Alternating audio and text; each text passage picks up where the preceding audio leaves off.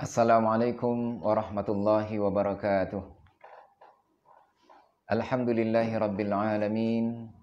Wassalatu wassalamu ala ashrafil anbiya'i wal mursalin wa ala alihi wa ashabihi ajma'in. Amma ba'd. Kaum muslimin, bapak-bapak, ibu-ibu, saudara-saudara, para shaimin di mana saja berada, kita bersyukur kehadirat Allah Subhanahu wa taala dan menyampaikan salam serta salawat atas junjungan kita Nabi Muhammad sallallahu alaihi wasallam. Pada bulan suci Ramadan ini kita akan membahas tema Qiyamul Lail dan fadilahnya. Salah satu di antara hikmah dari ibadah Ramadan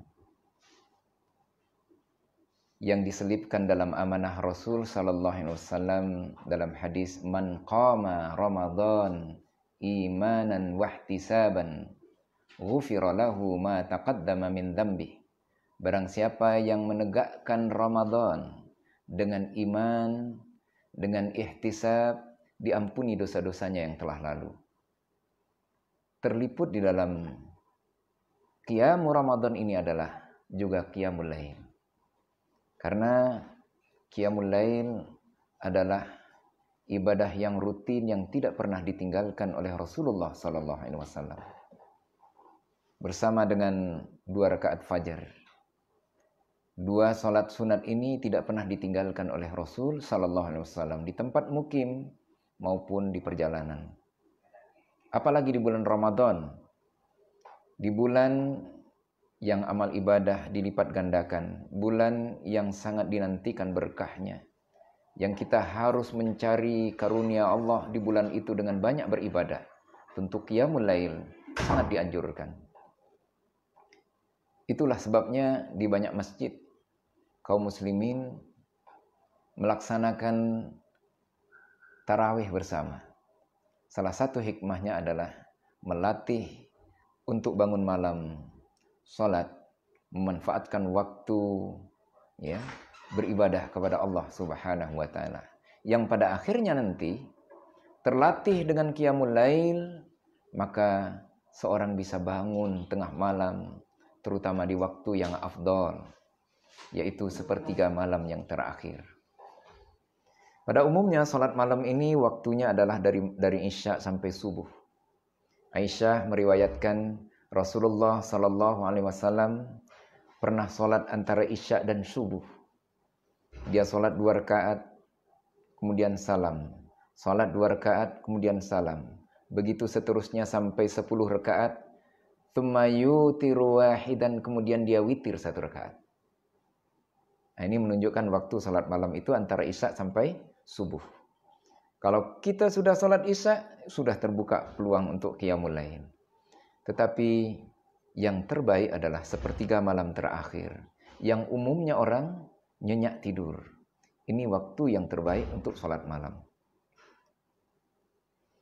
Oleh sebab itu, kita di bulan Ramadan ini yang tidak bisa salat di masjid karena masjid tutup, disebabkan hati-hati terhadap corona ini, maka insya Allah tidak mengurangi ibadah Ramadan. Apalagi umumnya salat malam Rasulullah sallallahu alaihi wasallam dilakukan di rumah, hanya 3 kali di masjid. Ya, tentu bukan berarti tidak boleh di masjid. Rasulullah tidak di masjid karena takut akan diwajibkan. Ya, kita sudah tidak lagi. Tapi karena suatu hal, insya Allah Ramadan ini tidak mengurangi nilai ibadah kita. Ya, dan kita jadikan pula Qiyamul Lail Ramadan ini, baik yang dilakukan di masjid atau dilakukan di rumah, sebagai ibadah yang bukan hanya bulan Ramadan. Kita lepas Ramadan, boleh kita ucapkan selamat jalan Ramadan dengan ibadah yang sudah kita lakukan dengan maksimal. Tapi dengan Qiyamul Lail, tidak boleh kita ucapkan selamat jalan. Karena ini adalah ibadah yang mengantarkan kita kepada kemuliaan. Allah Subhanahu wa ta'ala menyatakan dalam surat Al-Isra, A'udzu billahi minasyaitonir rajim. Wa minal lail fatahajjad bihi nafilatan lak. Sebahagian malam hendaklah kamu bertahajud sebagai amal tambahan untukmu. Salat. Sebahagian malam gunakan untuk salat. salat tahajud. Asa an yab'atsaka rabbuka maqaman mahmuda. Allah pasti akan mengangkatmu pada posisi yang terpuji. Maka kalau orang ingin dekat dengan Allah, ingin mulia kedudukannya di sisi Allah Subhanahu wa taala, ingin baik kehidupannya dalam perlindungan Allah Subhanahu wa taala, qiyamul lail, bangun malam. Ya, senada dengan apa yang diungkapkan dalam hadis, ya ayuhan nas afsus salam wasilul arham wa at'imut ta'am. Hai manusia, tebarkan salam, hubungkan silaturahim, beri makanan orang-orang yang membutuhkan. Wasallu fil lail wan nasu niyam. Salatlah di malam hari ketika orang nyenyak tidur. Lakukan tindakan yang mengangkat kita pada keistimewaan. Kalau salat wajib, semua kaum muslimin berkewajiban salat. Ya. Tapi di saat nyenyak tidur, orang-orang yang khusus, yang dekat kedudukannya dengan Allah, dia bangkit. Maka Allah memuji mereka. Tatajafa junubuhum 'anil madaji' yad'una rabbahum khaufan wa tama'an. Dia tinggalkan pembaringannya karena rasa takut kepada Allah dan dia mengharap kepada Allah. Khususnya bagi orang-orang yang punya persoalan. Setelah Allah menyatakan asa ayyab'atsaka rabbuka maqaman mahmuda, Allah mempersilahkan, mintalah apa yang diperlukan. Wa qul rabbi adkhilni mudkhala sidqin wa akhrijni mukhraja sidqin. Ya Allah, masukkan saya ke tempat masuk yang baik. Keluarkan saya ke tempat keluar yang baik. Masukkan dalam bentuk kehidupan yang baik. Antarkan saya kepada suasana yang baik. Keluarkan saya dari persoalan-persoalan dengan cara yang baik. Allah perintahkan kita, waqul, mintalah. Kalau Allah sudah katakan mintalah, coba kita buat ilustrasi. Seorang punya teman pejabat, orang kaya. Sekali-sekali ketemu, begitu ketemu sudah lama nggak ketemu. Ya, dia ingat jasa orang tua si anak muda ini, orang tua kita. Ya, lalu dia bilang, Fulan, kamu rajin-rajin kuliah, kebetulan sedang kuliah. Selesai kuliah, kalau perlu apa-apa ngomong sama saya. Ya. Itu kalau pejabat sudah ngomong begitu, orang kaya ngomong begitu, bukan sekedar kita suruh ngomong, dia janji mau bantu. Maka kalau Allah kata, wa qul rabbi adkhilni mudkhala sidqin wa akhrijni mukhraja sidqin. Ya Allah, masukkan saya ke tempat masuk yang baik. Berikan kepada saya kehidupan yang baik. Keluarkan saya dari persoalan-persoalan dengan cara yang baik. Waj'alni min ladunka sultanan nasira. Berikan kepada kami kekuasaan yang menolong. Singkatnya, berdoalah kepadaku, akan kukabulkan. Maka kata Nabi, yanzilu rabbuna fi thulutsayil lailul akhir. Turun Tuhan kami ke langit dunia pada sepertiga malam terakhir. Pada saat itulah saat yang terbaik kita memohon kepada Allah Subhanahu wa taala. Maka ini tidak boleh disia-siakan. Seorang yang dekat kepada Allah, seorang yang ingin kemuliaan dari Allah, ini adalah jalan yang ditempuh oleh orang-orang yang menjadi contoh buat kita. Para ulama berpendapat buat Nabi qiyamul lail wajib. Tapi maksudnya adalah beliau tidak pernah meninggalkan qiyamul lail. Seyogianya orang-orang yang aktif di dalam dakwah, menyeru ya, amar ma'ruf nahi mungkar, menyeru ke jalan Allah, mereka harus menyertai perjuangan zahir itu, amar ma'ruf nahi mungkar itu, dengan perjuangan batin, yaitu qiyamul lail. Fatahajjat bihi nafilatan lak. Kita butuh pertolongan Allah. Allah janji Allah akan memberikan pertolongan. Mintalah kepada Allah pertolongan, Allah janji akan memberikan pertolongan. Kaum muslimin sekalian, ya, qiyamul lail ini dilakukan oleh Rasulullah SAW dengan beberapa cara. Di antaranya ada diriwayatkan dari Aisyah bahwa ketika ditanya bagaimana salat Rasulullah SAW, ya, Aisyah menjawab, ya, ma yazidu Rasulullah sallallahu alaihi wasallam fi Ramadan wala fi ghairihi min 11 raka'atin. Rasulullah tidak pernah melebihkan salat baik di bulan Ramadan maupun yang lain dari 11 rakaat. Ini salah satu cara yang dilakukan oleh Rasul. Yusalli arba'an la tas'al an husnihinna wa tulihinna. Dia salat 4 rakaat, jangan tanya panjang dan bagusnya. Berarti Rasulullah salatnya panjang. Bacaannya bagus. Bagaimana bagus bacaan ini? Tentu sesuai dengan perintah Allah Subhanahu wa taala di dalam Al-Qur'an. Warattilil Qur'ana tartila. Bacalah Al-Qur'an itu dengan tartil. Jadi baca Al-Qur'an itu harus tartil. Jangan saking cepatnya, ya, maknanya sudah sulit diikuti, panjang pendeknya nggak jelas karena ngejar rakaat yang banyak. Ingin banyak rakaatnya, Bismillahirrahmanirrahim. Ini tidak memenuhi ketentuan bacaan. Ketika istri Rasulullah sallallahu alaihi wasallam ditanya tentang bagaimana Rasulullah sallallahu alaihi wasallam membaca Al-Qur'an ketika salat, istri Rasul menjawab, dia membaca dengan tartil, yaitu dengan memanjangkan, baca pelan-pelan dan memanjangkan, ya, ketika membaca bismillah memanjangkan Allahnya. Membaca Ar-Rahman dia panjangkan mimnya. Ar-Rahim dia panjangkan ha-nya. Ya.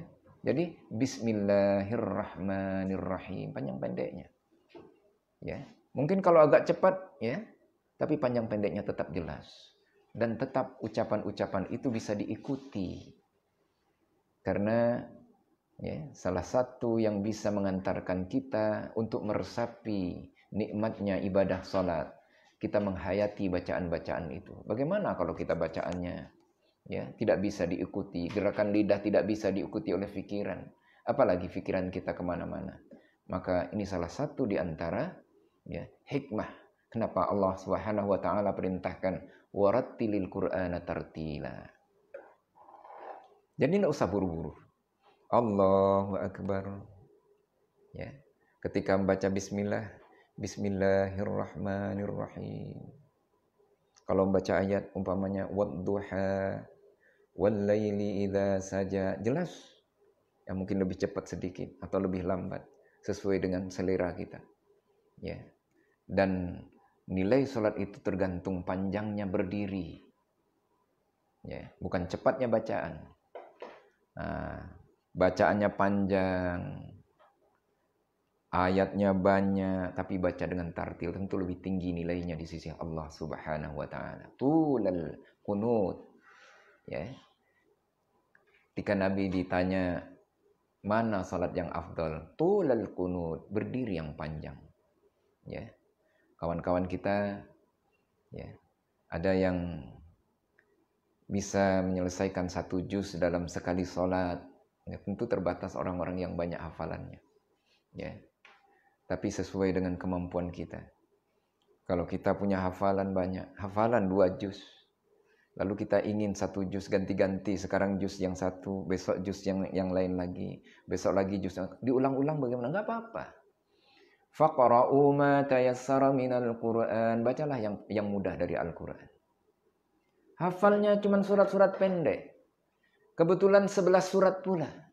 Salatnya 11 rakaat, enggak apa-apa itu diulang-ulang. Faqra'u ma tayassara minal Qur'an. Faqra'u ma tayassara min. Ya, di akhir surat Muzammil, bacalah mana yang mudah. Yang mudah.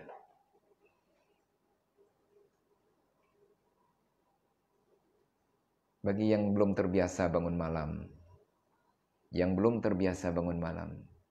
boleh melatih sebelum tidur. Bahkan Nabi menganjurkan, barang siapa yang takut tidak terbangun malam, sholatlah sebelum tidur, witirlah sebelum tidur. Maksudnya sholat malamlah sebelum tidur. Sering timbul pertanyaan yang mengartikan witirlah sebelum tidur, dia witir sebelum tidur, bangun tidur bingung. Nanti gimana ini? Witir kan akhir sholat. Nah, maksudnya itu sebelum tidur sholat malam. Karena nggak bangun malam.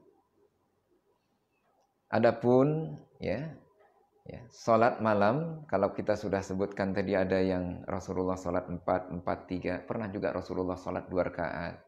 2 rakaat, 5 kali jadi 10 tambah witir 1. Ya. Tapi dalam hadis lain secara terpisah Rasulullah Sallallahu Alaihi Wasallam pernah witir 3 rakaat. Ya. Beliau juga pernah witir 5 rakaat. Kalau witir 3 rakaat itu langsung tanpa tahiyat awal. Jangan jadikan dia seperti sholat maghrib, kata Rasul. Kemudian Rasulullah juga pernah witir 5 rakaat langsung tidak pakai tahiyat. Ya, rakaat awal sampai akhir baru duduk di tahiyat terakhir. Kemudian ketika sholat 7 rakaat, ya, itu Rasulullah at-tahiyat di rakaat yang ke-6. Sementara ada hadis yang meriwayatkan Rasulullah langsung juga tahiyat di yang terakhir. Ya. Bahkan Rasulullah SAW diriwayatkan oleh hadis Bukhari dan Muslim pernah witir 9 rakaat dan duduk tahiyat awal pada rakaat yang ke-8. Ya, ini agak susah mengingatnya ini. 9 rakaat, apalagi ayatnya ganti-ganti, tidak urut. Ya, ingatan agak kuat, enggak ragu-ragu rakaatnya. Ini 9 rakaat, maka yang pas itu 2 rakaat. 2 rakaat, 2 rakaat, atau yang tadi 4, 4, 3. Semua yang dicontohkan oleh Rasulullah Sallallahu Alaihi Wasallam, ya, itu boleh dicontoh. Bagaimana salat malam Rasul. Nah, yang 9 rakaat tadi Rasulullah Sallallahu Alaihi Wasallam witir, duduk di rakaat yang ke-8, kemudian bangun lagi, ya. Nah, setelah itu yang ke-9 duduk tahiyat akhir, salam. Kemudian masih ada waktu Rasulullah salat 2 rakaat. Jadi 11. Itulah 11 yang sempurna. Hadirin kaum muslimin, kaum muslimat di mana saja berada. Qiyamul Lail adalah kebiasaan orang-orang yang soleh. Kalau bulan Ramadan ini kita banyak menyebutnya dengan tarawih karena kita lakukan di masjid. Tarawih itu artinya salat yang santai, istirahat. Ya, maka ciri sholat malam itu jangan buru-buru, sholat yang santai. Kita sendirian, ingin sholat yang panjang, biarlah waktu agak lama, tidak apa-apa. Insya Allah Allah berikan kekuatan kepada kita. Apalagi yang masih muda-muda. Ya, ternyata ketika imam membaca 1 juz, itu yang ikut sholat di belakang pulang sehat-sehat. Jadi itu melatih kesabaran. Melatih kesabaran. Itulah sebabnya Allah Subhanahu wa taala memuji tatajafa junubuhum 'anil madaji'i yad'una rabbuhum khaufan wa tama'an. Mereka tinggalkan pembaringannya. Mereka jauhkan punggung dari tempat tidurnya untuk menunjukkan rasa takutnya kepada Allah. Dia salat, menyeru Tuhan mereka dengan rasa takut, mengharap. Dan ini juga mengisyaratkan orang-orang yang punya persoalan, punya masalah. Tidak usah cerita dengan tetangga. Kalau ngadu sama mertua akan jadi persoalan. Bahkan ngadu kepada orang tua belum tentu dapat solusi. Justru memberikan beban kepada orang yang kita cintai. Ngadu sama Allah. Ya. Khaufan wa tama'an, dengan harap. Allah seolah-olah dari kata-kata tama'an, mengharap pertolongan Allah. Ini Allah memberikan isyarat Allah akan berikan jalan keluar. Sesuai dengan janji Allah, may yattaqillah yaj'al lahu makhraja. Yang bertakwa kepada Allah akan Allah keluarkan dari persoalan-persoalannya. Tapi buktikan ketakwaan itu salah satu di antara ya pembuktian ketaatan kepada Allah, tingkat takwa yang baik. Dia melakukan apa yang tidak bisa dilakukan oleh orang lain. Itulah yang Allah perintahkan tadi. Wasallu fil lail wan nasu niyam. Salatlah di malam hari ketika orang sedang nyenyak tidur. Itulah sebabnya qiyamul lail menjadi pekerjaan yang istimewa. Sebagian ulama ada yang mengaitkan dengan seruan ya, wa minal lail fatahajjat. Khitabnya mufrad. Orang yang diajak bicara itu tunggal. Ya. Bukan fatahajjadu. Kalian tahajudlah. Ini artinya orang banyak bisa lakukan. Ini menunjukkan bahwa ini adalah pekerjaan-pekerjaan orang yang khusus, yang punya tingkat keimanan lebih dari rata-rata. Maka kita harus ambil bahagian ini.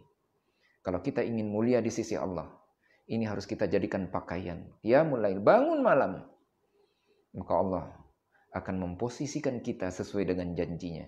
Asa boleh jadi, itu arti asalnya boleh jadi. Tapi kalau Allah yang sudah menyatakan, para ulama menafsirkan, pasti asa ayyab'atsaka rabbuka maqaman mahmuda. Allah pasti akan mengangkatmu pada posisi yang terpuji. Kenapa? Karena ternyata kalau kita renungkan, kita teliti, salat malam adalah ibadah yang tidak dipublikasikan kepada orang lain. Ya, mau pamer sama siapa, orang sedang nyenyak tidur. Salatnya juga di malam hari. Suatu ketika Rasulullah SAW melintas sebuah rumah. Dia dengar ada bacaan Al-Quran. Paginya Rasul SAW bertanya, siapa yang baca Al-Quran malam? Saya sedang salat ya Rasulullah. Kenapa dikeraskan suaranya? Sepertinya Rasulullah tidak suka. Suaranya dikeraskan sampai keluar rumah. Untuk apa pamer? Salat kok Allahu Akbar. Semua tetangga dengar. Nah, ini kehilangan makna yang hakiki. Kenapa dia dilakukan di akhir malam? Karena orangnya nyenyak tidur. Untuk menjaga keikhlasan. Karena amal yang dilakukan dengan tingkat ikhlas yang tinggi, tinggi pula nilainya. Maka itu harus dijaga. Ya. Setelah itu Rasulullah mengatakan kepada orang yang mengeraskan suaranya itu, kenapa kamu keraskan? Saya mengusir setan ya Rasulullah. Oh, berarti masih ikhlas, dia ngusir setan, bukan pamer. Tapi kata Rasul, rendahkan suaramu. Ya, tidak perlu orang tahu. Nah, ini kadang-kadang bikin grup. Di grup itu sudah waktunya salat malam, tulis itu, bangun salat malam. Ya, ini tergantung niat. Siapa pula yang mau bangun dengan suara, ya, suara isyarat itu dari WhatsApp, ditelepon saja belum tentu bangun, ya. Nah, kalau ini hanya untuk menunjukkan bahwa saya bangun malam ini, nah ini khawatir kita akan mengganggu keikhlasan. Biarlah orang tidak tahu, ya. Kalau niatnya mau membangunkan, mungkin suami bangunkan istri, istri bangunkan suami, itu memang ada hadisnya. Tapi Nabi menyatakan, ya, Allah memberikan pahala kepada seorang suami kalau dia memercikkan air kepada istrinya. Bangunkan istri, bukan istri orang lain. Ya. Nah, kalau sudah pakai telepon, pakai grup dan sebagainya, yang penting keikhlasan kita dijaga. Kalau itu betul-betul niatnya membangunkan, mungkin anak kita, mantu kita, ya, untuk melatih mereka, ya tergantung niat. Yang penting keikhlasan kita terjaga. Nah, kaum muslimin sekalian, ya, kesimpulannya bahwa qiyamul lail adalah amal sunnah yang sangat dicintai oleh Allah. Sebaik-baik salat sunat, sebaik-baik salat adalah qiyamul lail setelah salat wajib. Dan sebaik-baik puasa adalah puasa Daud setelah puasa Ramadan. Mudah-mudahan Allah Subhanahu wa taala memberikan kepada kita kekuatan lahir dan batin untuk menjadikan qiyamul lail sebagai pakaian dalam hidup kita dan kita menegakkannya sesuai dengan tuntunan syariat. Mudah-mudahan apa yang saya sampaikan bermanfaat. Assalamualaikum warahmatullahi wabarakatuh.